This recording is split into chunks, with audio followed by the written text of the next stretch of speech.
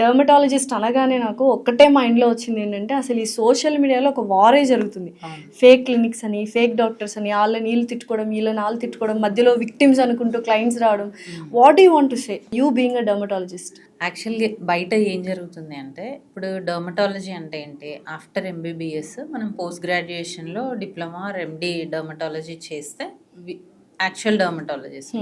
కానీ చాలామంది ఏం చేస్తున్నారంటే after their degrees either MBBS or BDS or any other degree చేసి కాస్మెటాలజీ అనే ఒక చిన్న కోర్స్ చేసి అందులో ప్రొసీజర్స్ నేర్చుకుంటున్నారు. లైక్ కెమికల్ పీల్ ఎలా చేయాలి, లేజర్ ఎలా చేయాలి అనేది నేర్చుకొని వాళ్ళు ప్రాక్టీస్ స్టార్ట్ చేసేస్తారు. అంటే వాళ్ళకి స్కిన్ టచ్ చేసే అర్హత ఉందా అనేది నా క్వశ్చన్.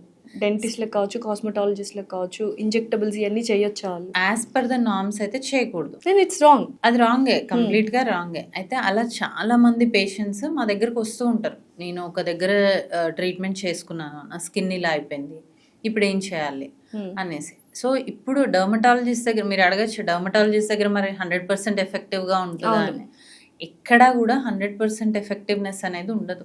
మా దగ్గర కూడా కొన్ని సైడ్ ఎఫెక్ట్స్ రావడమో లేదంటే కొన్ని బ్యాడ్ థింగ్స్ జరగడమో జరుగుతుంది. కానీ how to manage after the situation అనేది ప్రాపర్ డర్మటాలజిస్ట్కే తెలుస్తుంది.